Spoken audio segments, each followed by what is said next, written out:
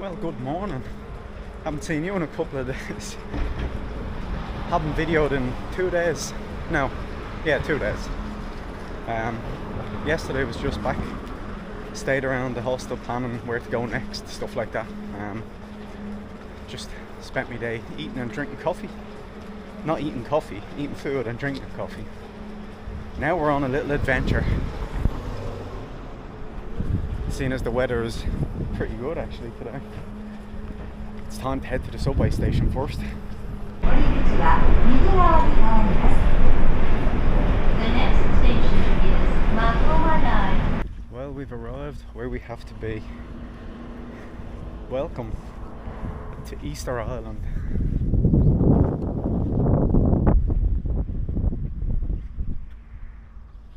Nah, I'm still in Japan. But I found this place online that has all of these replicas of the heads from Easter Island, so I said, you know what, have to just go and check it out. And there's more, and there's also some other stuff other than these giant heads that I'm quite interested in. First I want to find the toilet. Believe it or not though, this is not the reason I came here. This is just an extra bonus. The reason I came here is over behind you. But we're not going to go there just yet. We're going to have a little walk around and see what's going on.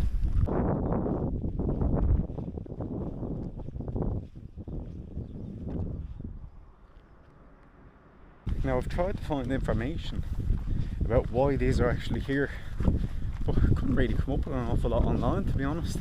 They just are here.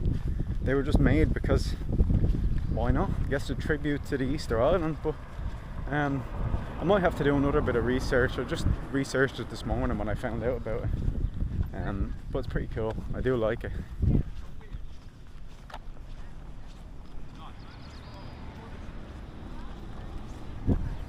Two cool statues over here I want to check out as well.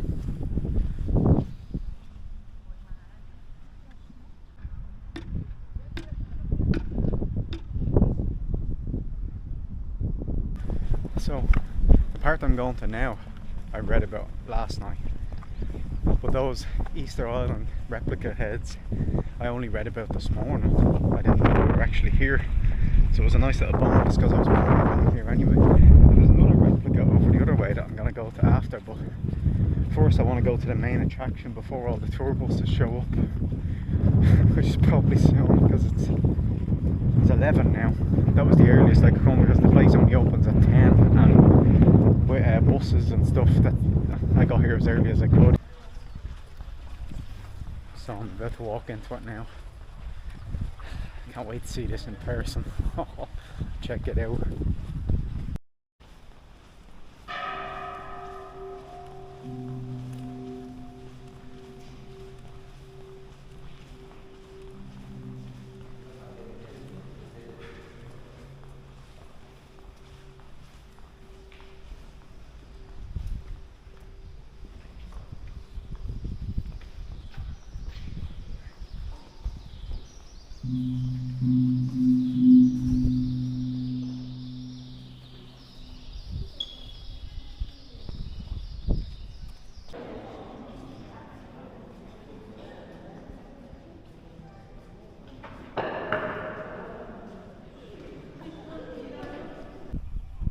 And that was Buddhist statue that I wanted to come and see. Now it's 13 meters tall, so it's not as big as the Sendai Cannon, but it's still pretty big when you're standing in a little tunnel coming up to it. Well, it was built originally on its own, and eventually they built this hill of Buddha around it, and it's full of lavender plants. It's supposed to be built as like a place where Buddhists can come and contemplate, because the location itself, this whole area, is actually inside a graveyard. I can't see the graves really from here. I think I see people going over a certain direction, but it's a place where Buddhists can come and just, you know, relax, contemplate, worship. Very impressive though, I must say. Very impressive. Now I know what you're saying after seeing those Easter Island head replicas, you're saying, all right, you know, sometimes they replicate things around the world, kind of just as a tribute, you know. But that's not the only thing they've replicated here. We've also got a replica of Stonehenge.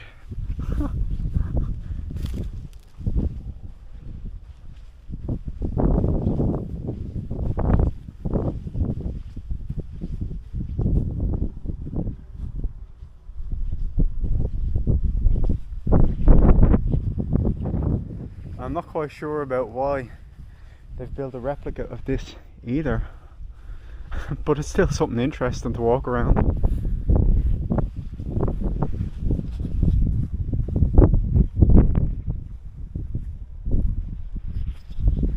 So now I don't actually need to go to Stonehenge. I've been to it basically.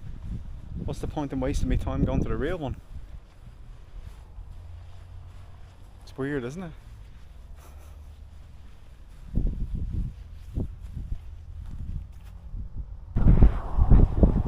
Well, that was very interesting.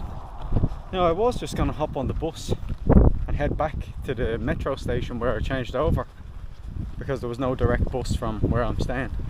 But when I checked on the map, there was a little, well, I don't know how little it is, but there's a park nearby, near the little town beside this cemetery, and it's called something Art Park. So I'm going to check it out and see if there's anything arty about it. Maybe there's some sculptures or weird designs kind of in it. So I'll check that out, and well, look, if it's no good, the bus stops nearby, so I'll just hop on the bus then.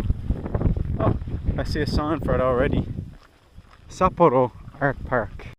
So I just got into the town where I'm going to enter into the art park now in a minute, but I was just thinking there, you know, a lot of people think that the Japanese are very xenophobic, you know, they're not crazy about foreigners, but I think that's only rarely the case in the big cities where they're getting crazy amount of tourists. Osaka, Kyoto, Tokyo, and even then I think it's pretty rare. But when you come here, like to these smaller out of the way places, the locals are very friendly. Everyone just says hello. They don't say hello walking past each other. They don't say like konnichiwa to each other. But when I'm walking past them, they all smile and bow and say konnichiwa. So I think it's different. Also, I mean, look at how many tourists go to Kyoto every year. Millions, yeah? Same with Tokyo, same with Osaka. And I mean, there's a percentage of those that really act like idiots, so you can't blame the locals kind of getting annoyed with tourists.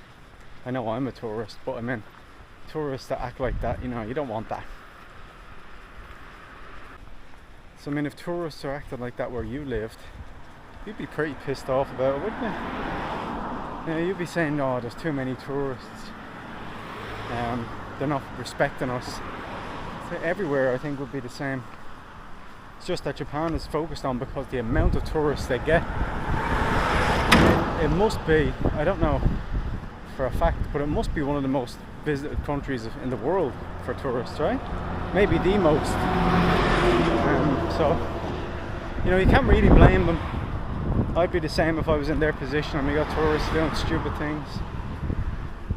So anyway, moving on. This is Sapporo Art Park.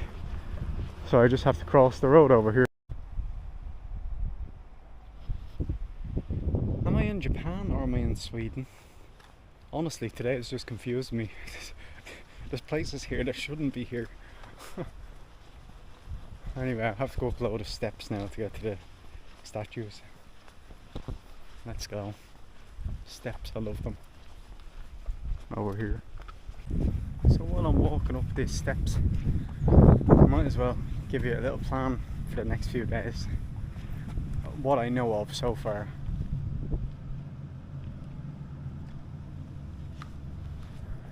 They're small little studios. When they're open you can go in and do workshops. But anyway, back on track. So tomorrow, no, when do I check out? Thursday. I've booked 3 nights in a place south of Sapporo called Nobori Betsu, and I booked there, well, mostly because the price was good, but it's in a good location for a couple of things. So there's a lake to the east of the town of Nobori Betsu, and to the right of it there's Nobori Betsu. It's what it's famous for is these huge natural springs. It's called the Hell of Nobori Betsu. Hell, because I've seen the pictures and it's crazy looking, all stuff shooting up out of the ground, so I want to check that out. That'll take, they'll just say 1 day for each thing. So the lake, I'll spend a day, maybe rent a bike, and then the day after, I'm there for 3 nights, so the second day I'll just go to the hot springs. But the problem I'm facing now is when I'm finished in Nobori Betsu, you see, weather forecast for Hokkaido is looking pretty bleak, to be honest, for the next few weeks. Thunderstorms, rain, dull, cloudy, barely any sunshine. You know, it's kind of making it a bit difficult to go to places then, because I want to go outside and do hiking and stuff like that, but if it's like that you can't do it. So there's a possibility I'll leave Hokkaido after I'm finished in Nobori Betsu. Not 100% sure, I'll have to figure this stuff out later, or maybe tomorrow. So I will have spent just over 2 weeks in Hokkaido, but I'm not going as north as I wanted to this time. It does give me a reason to come back, but I'm not sure. I could fly from Sapporo back to Honshu or any of the parts really. They've got pretty cheap flights anyway to just say Tokyo or Nagoya, even Fukuoka. I could also get a ferry, a long ferry, capsule hotel ferry. The only thing is, when I'm leaving Nobori Betsu, they only operate certain days of the week, and that doesn't line up with when I think, just say I'm leaving on a Sunday, they only operate, just say, on a Wednesday or Thursday, that specific service. So that's kind of unfortunate, you know. So I guess this is one of the sculptures. I hope they're not all like this. I mean, I like sculptures like that. It's interesting the way the colour changes, but at the same time I like a sculpture that has like detail, you know what I mean? Like David, something like that, a sculpture like that. I'm not a particularly big fan of this type of sculpture. Well, this plan didn't work out. So over behind me is the entrance to the sculpture park. It's closed today. Well, I'm in. What can I do? What day is today? Is it Monday? Is it Tuesday? It's Tuesday. I thought museums and stuff like that only closed on Mondays, if they did close at all. That's a shame. But look, if I find anything else interesting, I will have a look at it and show you. But while I was here, I did give you my little detailed plan about what I'm doing next, so it's kind of something, isn't it? Maybe not as interesting as interesting sculptures, but it's interesting enough. And this place is very closed today. Even the toilets have shutters pulled down, which is a shame. I needed it. They have got a huge open air stage though.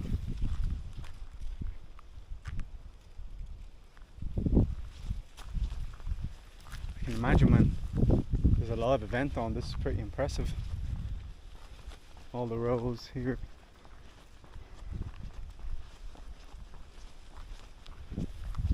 Yeah, impressive as I said, but closed unfortunately. Well, not this, but everything weird.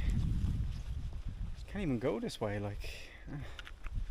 Well, look, it wasn't that far out of the way. I didn't lose any time really. It was just a slight diversion on the way back from the cemetery. Although it does make me regret not going into Seiko Mart and getting coffee, because I thought to myself, well, if this is a park, you know, surely they'll have like a coffee stand or ice cream or someone selling something. That would have been the case, I'm sure, if it wasn't closed.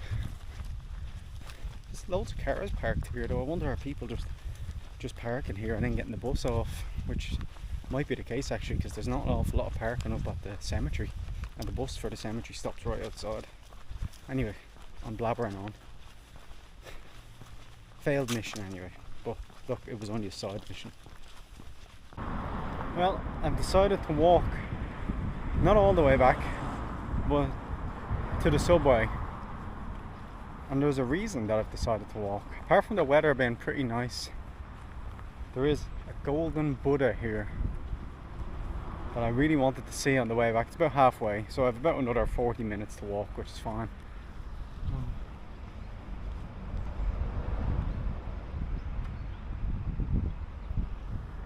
But no, that's not the golden Buddha I wanted to see. This is the golden Buddha that I wanted to see.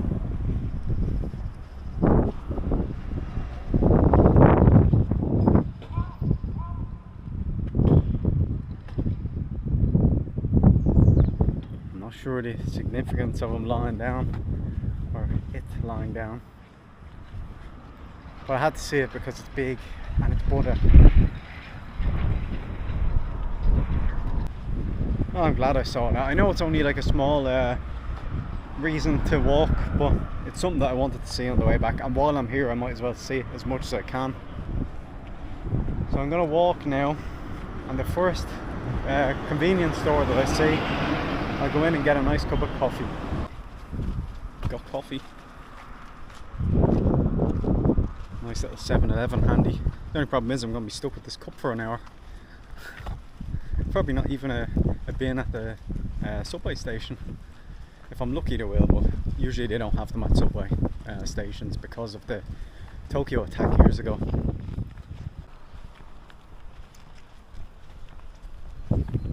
Well, I was right. I'm almost at the subway station and I've still got my cup. Oh well. Anyway, plan for now is to head back to the hostel, charge up my stuff, then I'll go out and look for a bit of food.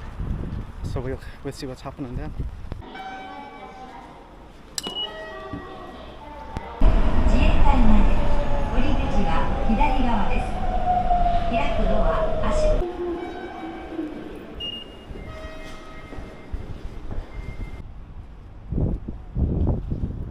So to give you a little history of Sapporo, while I'm not doing anything, I might as well. So the village of Sapporo was built in 1866, and around that time Hakodate was actually the capital of Hokkaido, but the Meiji government decided Hakodate wasn't really the greatest place to have a capital because it was on the port.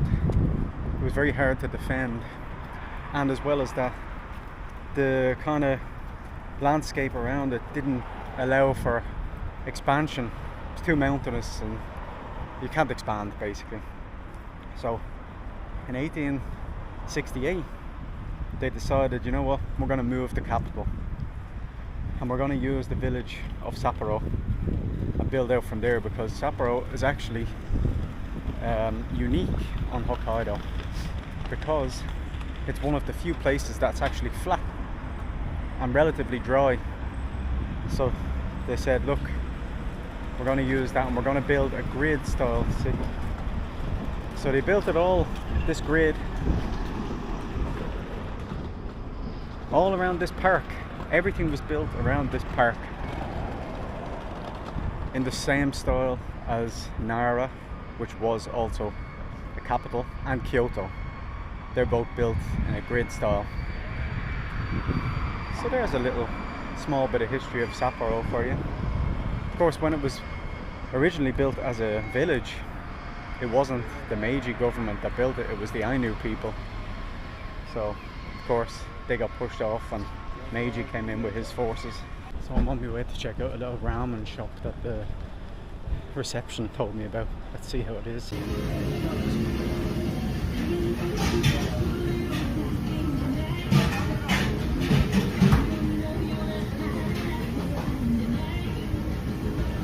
Added a bit of spice to Just give it a bit of heat. It's a bit chilly out this evening. Just back at the hostel now. The food was lovely. So tomorrow I'm going on a little adventure. You'll find out about that when you see the video. So catch you tomorrow.